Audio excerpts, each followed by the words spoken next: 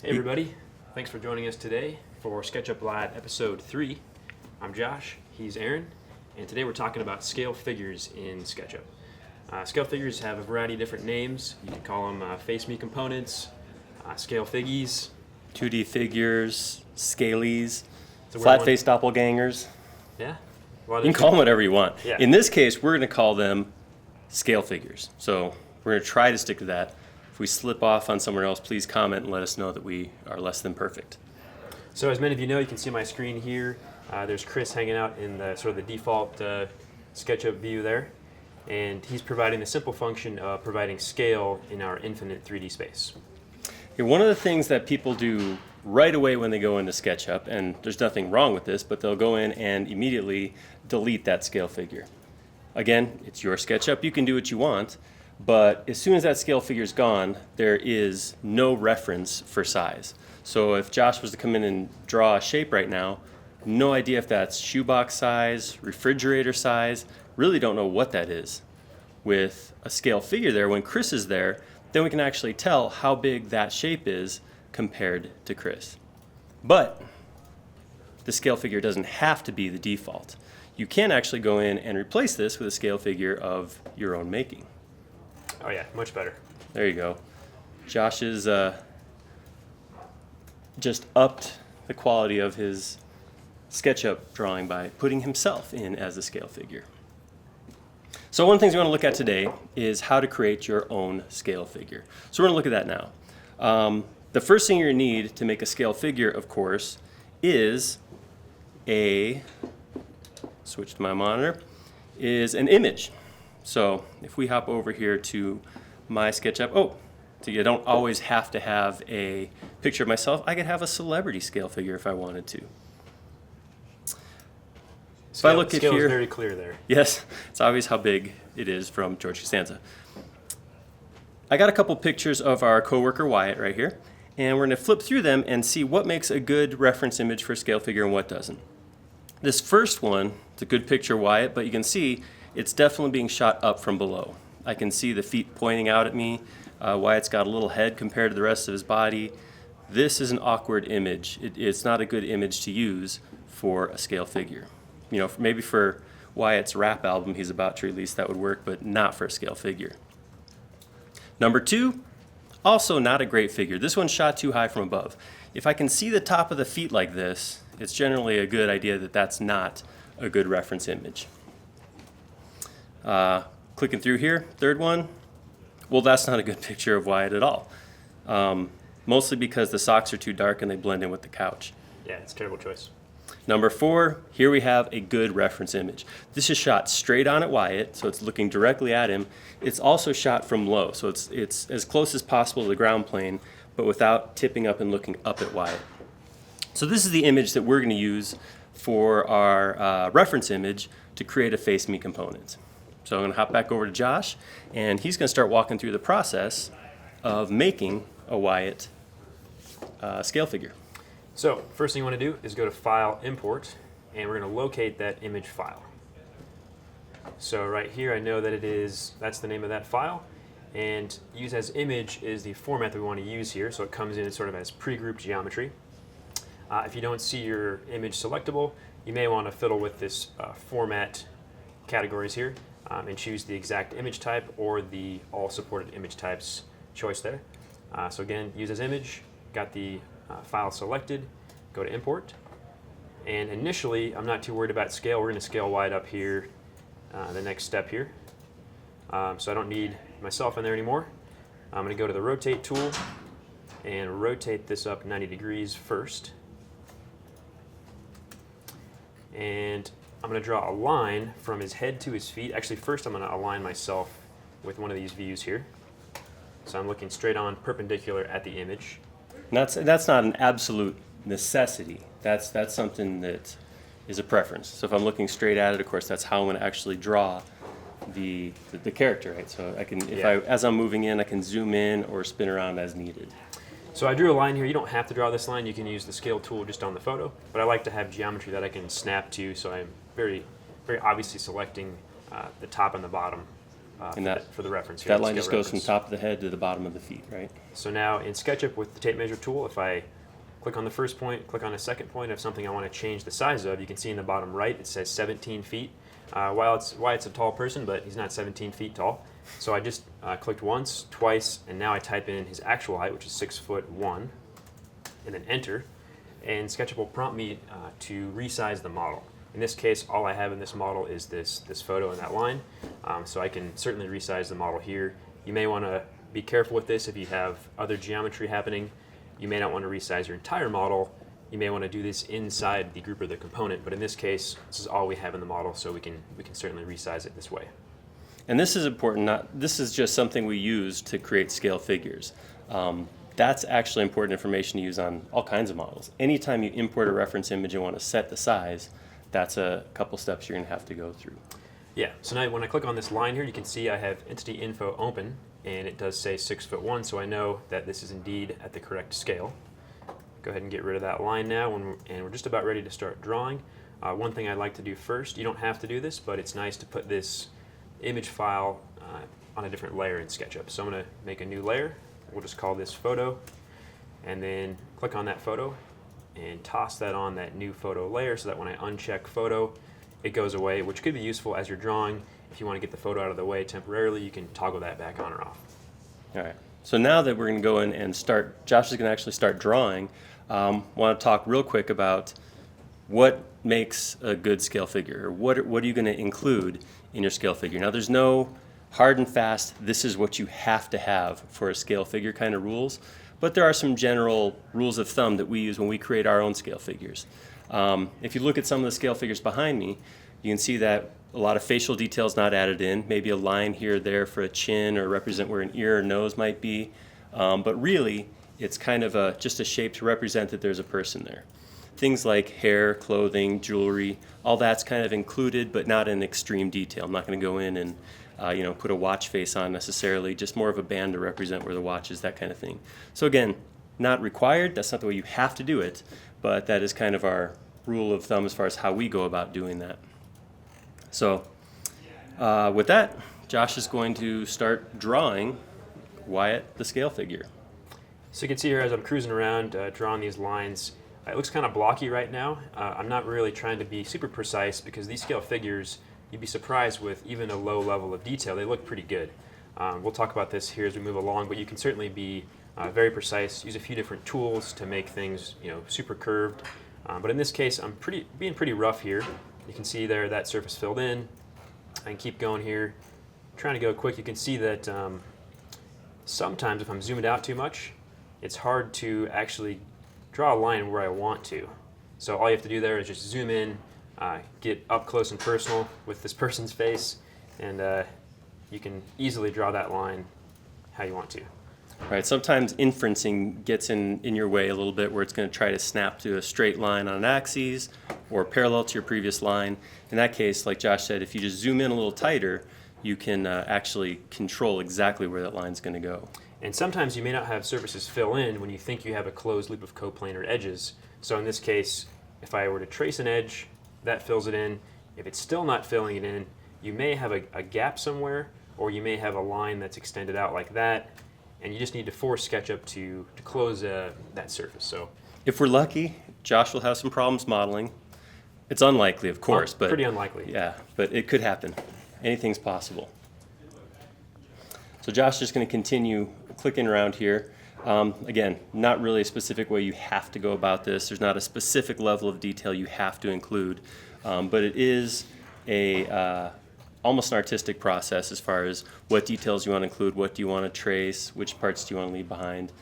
And like Josh said, don't get too hung up on making extremely fine details, because once you zoom out, I mean, your scale figure is going to be, an inch, 2 inches tall on your screen. It's not necessary to have every single wrinkle of clothes.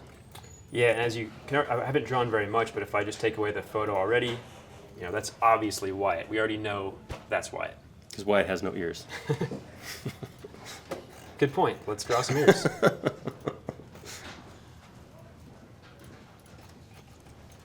Wow, calling you out on Facebook Live, that was rude. All right. So again, like I said, Zoom at in this there. point, it really is just a matter of representing what the person looks like rather than getting a spot on. There you go. So it might take a little more time on my own doing this, but you can see just going fast, you get some pretty good geometry pretty quickly. You can see here as I traced this this shoulder on Wyatt there with the line tool. Another tool you could use here is the Bezier curve tool. So on this other shoulder, I'll show that. And if I jump over to Chrome real quick, this extension is called the Bezier curve tool. It's a pretty simple tool, so that's the one that I'm going to be using right now. You can get it on Extension Warehouse. It's a free download, and it's a great tool because it does give you the ability to draw three-dimensional curves and arcs rather than drawing individual segments or arcs based on single radius, that sort of thing. Yeah, so once I have that installed, it hangs out in that draw menu there, draw Bezier curves. So now with this tool, I'll show you off to the side here. It's a multi-click tool, so it does take about 4 clicks to specify a complex curve. But you can see here, for something like the shoulder, let me go back to my straight-on view there, and I'm going to use a shortcut for this tool to get in there really quick. So you can actually draw quite a bit more with this tool, and it's a nice smooth curve. The only reason that you wouldn't want to use this tool is because even though you can draw faster and get more defined curves, you are adding a lot of segments to this geometry. So if Wyatt were in this model and he had a lot of edges and he was copied a lot, that might be an issue. If I right click and explode this, you can see in the entity info box there's 20 edges there, where on this side of the shoulder there's a lot less. So as you keep drawing with that tool, you may end up with a component that has a lot more edges. May not matter, but sometimes it does.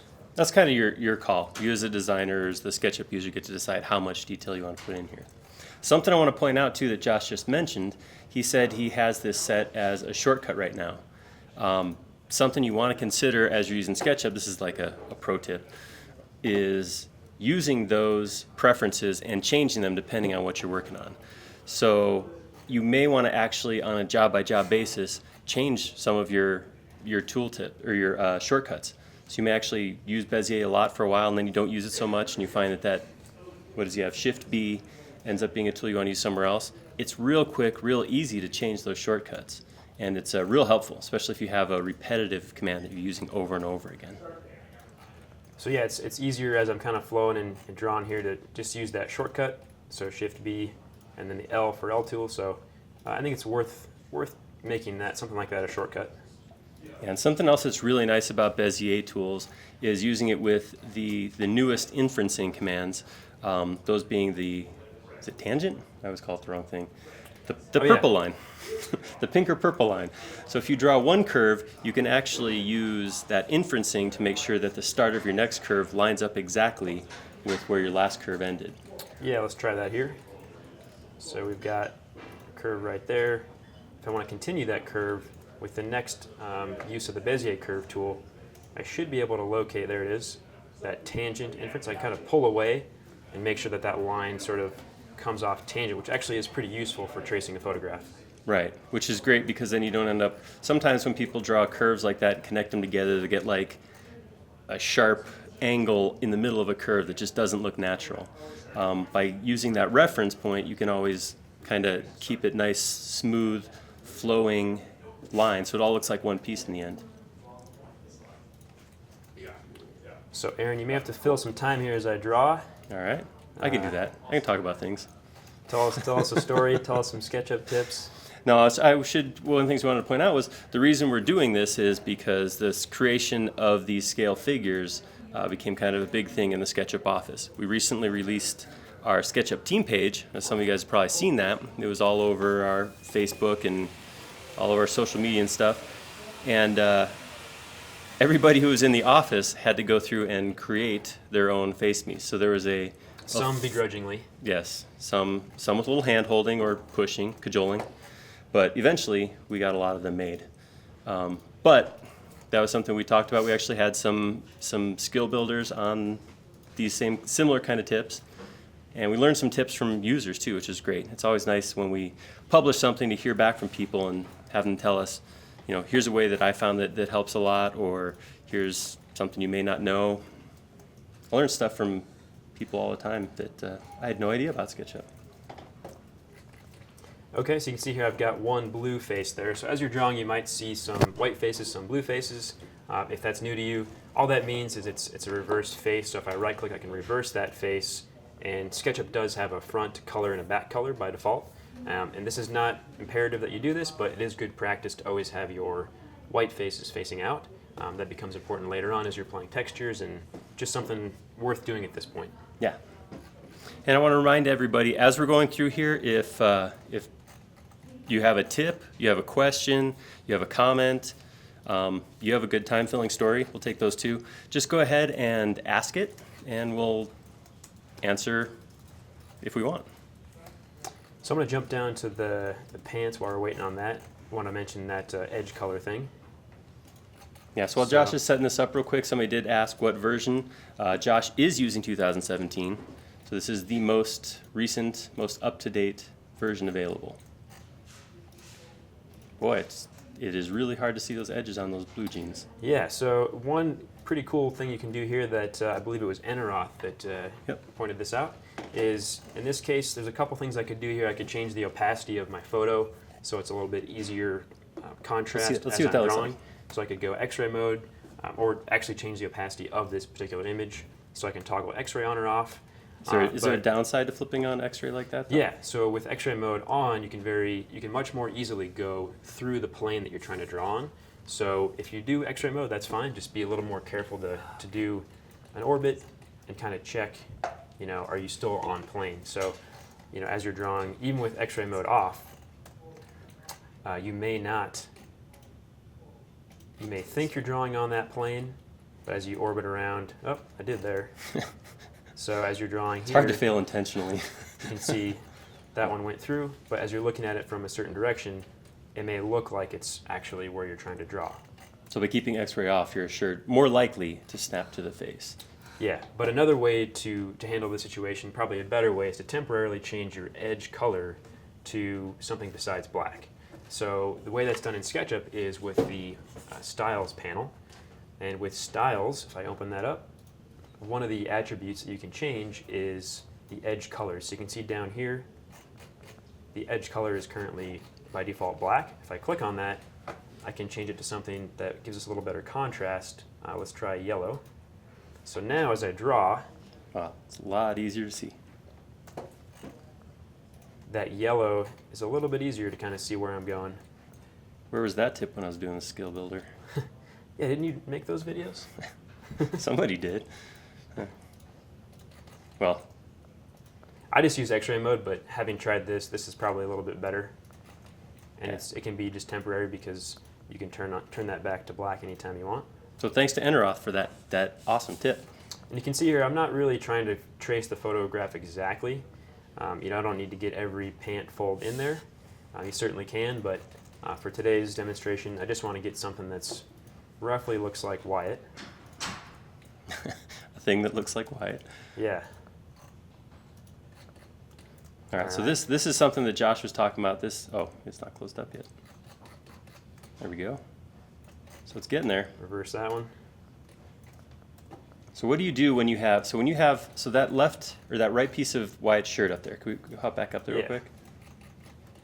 So It's that not shirt, filled in yet. it's not filled in. So how would you go about troubleshooting and figuring out what the problem is? So somewhere there is an edge that's not completing the closed loop of coplanar edges, or there's some other piece of geometry that is not letting SketchUp automatically close a surface. So it could be pretty easy to find, could be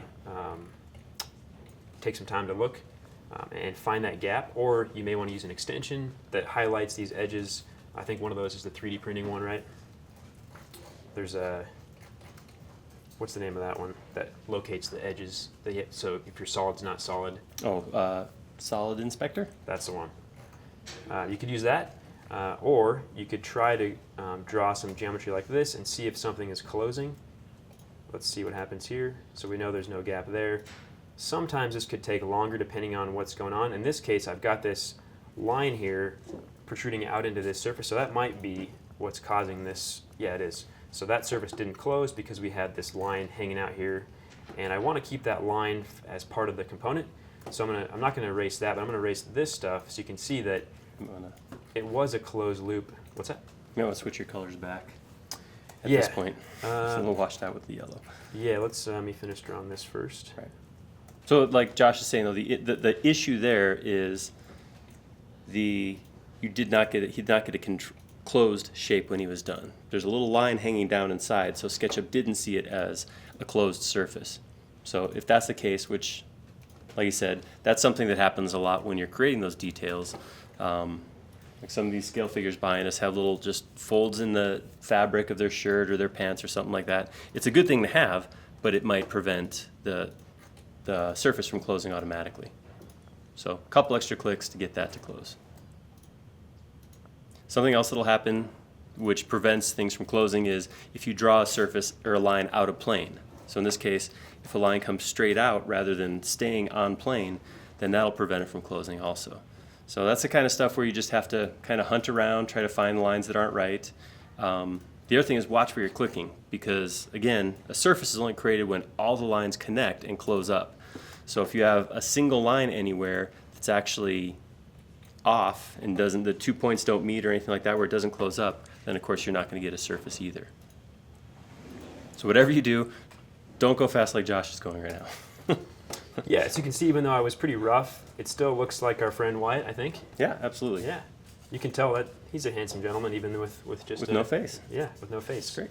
A little bit of weirdness going on there, but we're not going to care about that right now. So we've got things filled in. I guess we could probably put some colors on this. Yeah. So one of the things, like just to stress what Josh said, you do want to make sure all of your surfaces are facing forward before you start coloring. It may not be an issue now, but downstream you may actually find some issues if you hit renderers or anything like that where back faces actually react differently than front faces. So it is important to make sure that those white faces are all facing forward before you start coloring. Because once you color them, it's harder to tell what's front and what's back. Let's add one more line there. Looks All right. pretty good. So we can throw that photo back on here, and I'm actually going to move this. I'm just going to copy this to the side temporarily. I'm basically going to use the eyedropper here to sample the pixels on the photo to get the colors for the clothes. Of course, I could just grab a blue for the blue jeans, but let's try this. So you want to talk about the difference between this on the Windows version? Absolutely. So of course, Josh is running the Mac version. He's got the little eyedropper down at the bottom. There is a similar tool in the UI for Windows. I believe that eyedropper tool is up towards the top, though. It's a little bit different. This is nice because when you do go into pick there, you can pick colors out of the actual drawing, so you can actually move around and find the shade that you want. Sometimes just the bulk color may be not the right color, so you look at a highlight or a shadow or something like that to get the best color. There you go, perfect example. Yeah, the way the sun hits different things, you're going to get a lot of different color options there. And you can change that later, of course. This shirt, there's a lot of choices here. Let's give him yeah, unfortunately you can't really sample plaid so well, but that's a pretty good. He's a purple guy, I think, yeah? I think so. Yeah, okay. Look nice. Looks good. Just going to sample that one. Whoops. Let's draw some more lines here. Pull it off your... Yeah, so if you have a palette of colors, you can also use that. Skin tone's kind of tough to get right sometimes just because the sun, makes it look different very easily. Let's go with the hair now. This is where you really get to get artistic. How are you going to make yourself look like the best possible you? Oh, Whoa. That's not going to work. Let's do that once more. Get some dark brown. And that is an odd color. And of course, you don't have to use the exact colors from the drawing either. If you want to pick a better color of brown or something like that, that's, of course, if it looks better than that weird greenish color, then we're all for it, Getting some weird colors here. All right, let's turn off that photo. See what's going on. Oh, I think you're sampling through.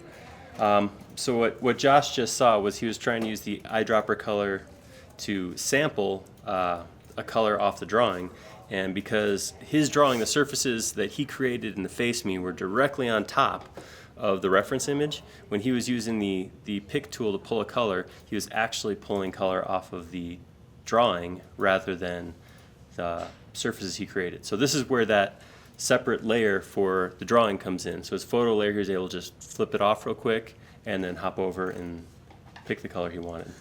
So makes it real easy. So you don't have to go hide stuff or that kind of thing. And as you saw me do here, I made a secondary color for the something that might be the same color but a little more shaded. So if this is a little more in shadow, I can double click on that swatch and Can you go over how you did that? change there you go. the darkness of that. Yeah, let's go. So I'll actually delete this. So this color here is right there in the in model category. If I want to duplicate that, I can do that, and we'll just say okay for now. There's the duplicate color, and I can, let's say this was a different color just to make it obvious here. I can apply this color there and then edit this color to make it a little bit darker. And didn't adjust in the model there. Okay. Let's try that again. Should adjust. There we go. So you can change that, make it a little bit darker. Nice. So you don't have to do that, but Another sometimes helps. level of detail. All right, so it's starting to look like. All right, I'm just gonna throw this out there. We got time. You got to fix that weird divot in his. Yeah. It's driving me crazy. There you go. Well worth the few clicks spent. Oh, you're pulling off the photo again. Yeah. Awesome. Wyatt appreciates Looks that. He's pretty not good. here, but I'm fairly certain he appreciates that. He's got these new futuristic sandals that they just stay right on your feet. Suction sandals. No straps needed. So couple questions coming in. Melissa was wanting to know if she could draw her dog. And yes, absolutely. There's nothing that's being done so far that is limited only to creating human drawings. So you can actually create anything you want. This, like I said, we use it a lot as a scale figure for an architectural drawing.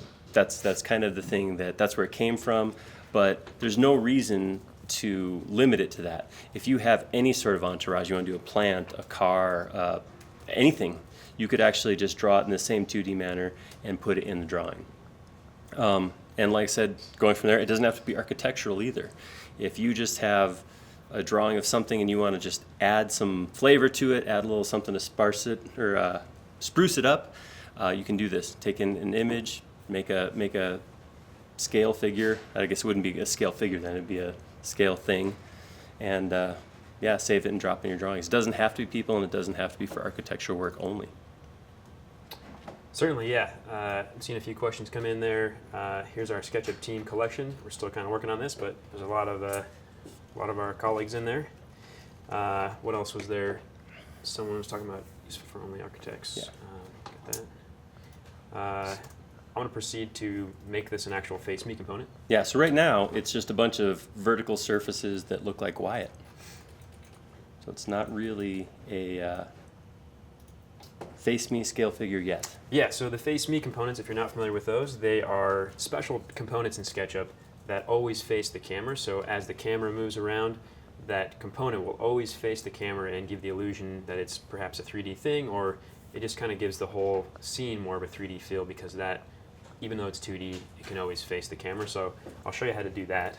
It also means you don't have to reposition it as you move the camera. So if I go around to the other side of the building, Wyatt's going to keep his eye on me, and I don't have to go spin him every time I move to do a render or something from that view. Yeah, so you can see here it's just flat geometry. I selected everything like this. I could also do a triple click, right click, and make component. So now you're prompted with some fields to fill out. I'm going to say this is just named Wyatt, and the important checkbox here is always face camera. And now an important step that people often forget here is this is a good time to adjust your component axes. So I'm going to do that now, and this is the pivot point for the face me component. If you've seen Aaron's video, I think you mentioned a ballerina or something. That's right, absolutely. Make yourself spin. So if we put these axes in the center of the component, then you'll see here, I'll create it, and now as I spin around, the axis of rotation is sort of in the middle. If I double click, you can see that's where that component's axes actually are. And as I spin around, Wyatt is following the camera. Creepy. But if you double click into it, it's still just a flat 2D component. Right. So at this point, you've got your geometry. You've got them set to always face camera. Two things that I would ask about this point. One is 3D Warehouse, one is template. Can you show us both those? Certainly. So 3D Warehouse right here. And if you want to upload this, let's go here. And you do have to be logged in. You need to be logged in. If you're with your browser, let me just open that up. That's the upload model button there. Back in SketchUp.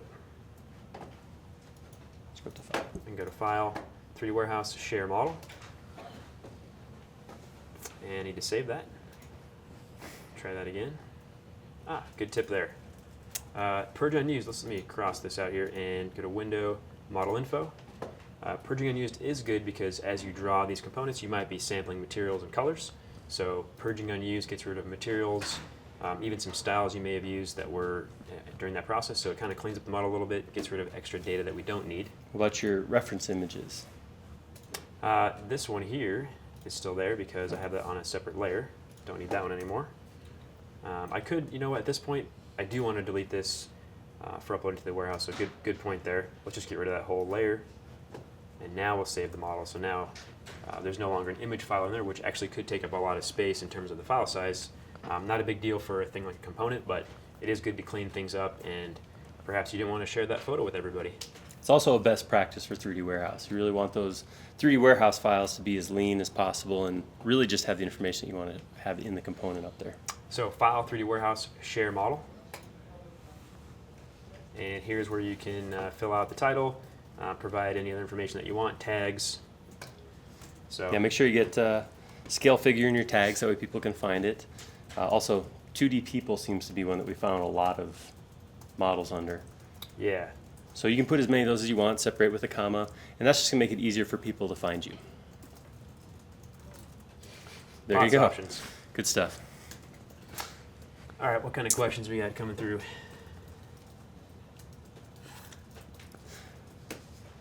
Yeah, so this is pretty much the end of this process here. I think we covered everything. Can you show, if people wanted to make that their template? Yeah, if you wanted to make yourself as a template, all you want to do is go to File, Save as Template, and you could say, hey, this is my Wyatt template, and that's it. And then when you go, I'll cancel that for now. If you go to this Welcome to SketchUp dialog and choose Template, the one I have, you can see that's down there that I made, so it'll appear there in your template list. As many of you might know, you can also go to, I think it's Preferences actually, Template, and there's my template there. So you should see that hanging out in that spot once you make it a custom template. Right. And we had a question. Ellie wants to know why we're not using SpeakUp to model. Simple. I hooked it up to my computer first, and Josh wanted to do the modeling. It's the only reason it's not happening. Plus, it would be a boring video because I just go, make me into a scale figure, and we'd be done. So we were told we have to make these at least half an hour long if we're going to do them. So also, if you saw the video, SpeakUp is clearly still in beta. Yeah. So yeah. we're not being replaced by robots yet. Not yet. Yeah, it's totally. That's why. It's because we want to keep our jobs. That was what it's all about. I feel like we're forgetting something. One thing I want to mention is, as you're going through this process, it's not the best thing for beginners to do initially because it's a flat 2D thing in 3D space. So if you hit some snags, it's all good. Just power through it. There's some little things about SketchUp that you'll learn through this process. Sometimes when you have really tiny sub-millimeter dimensions, closing a surface can be hard. So if you draw a line that isn't quite completing a surface, just erase it, redraw it, and it'll probably work. I've taught a lot of people how to do this, and I see a lot of little things go wrong that a lot of times just erasing a line and redrawing it will solve the problem. Yeah, something else we talked about. There's different orders you can do this in too. if you want to prevent yourself from having the issues with the super small lines, you can actually blow your reference photo up real large. So you could actually do this with a 20-foot Wyatt, trace it, and then do the scale afterwards. That is totally acceptable. That's a good way to do it, and it'll prevent you from having to deal with those small lines. That's Yeah. one of the other things that we touched on, or we didn't touch on, we talked about, but we didn't actually get to show is when you do import your image, when Josh first pulled that image in, it's actually in a special kind of group. That image can't be edited. You can't draw lines into the image. So it's really important to keep that in that special image group when you do this. Some people are tempted to do things like explode the image and make it a separate group or something like that. The danger with doing that is then you're actually drawing lines onto that surface. When you explode it, that image becomes a separate surface. So it can be an issue because unless all of your lines cut through the image and then you replace the texture of the image with a color later, it can just it can cause problems. We saw a lot of issues with that, I think, with new people trying to get in there and do that, where they were drawing and cutting through the image rather than creating separate surfaces.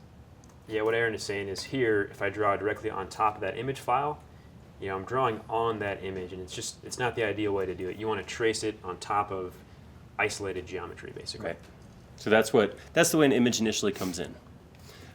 Something to check out if you are interested. Hopefully this is helpful for you. Again, if you have questions, we do still have plenty of time for questions, so throw those questions up there. If you're interested in making your own scale figure, I'm struggling because I'm trying not to say face me, which is my default term for this, but scale figure.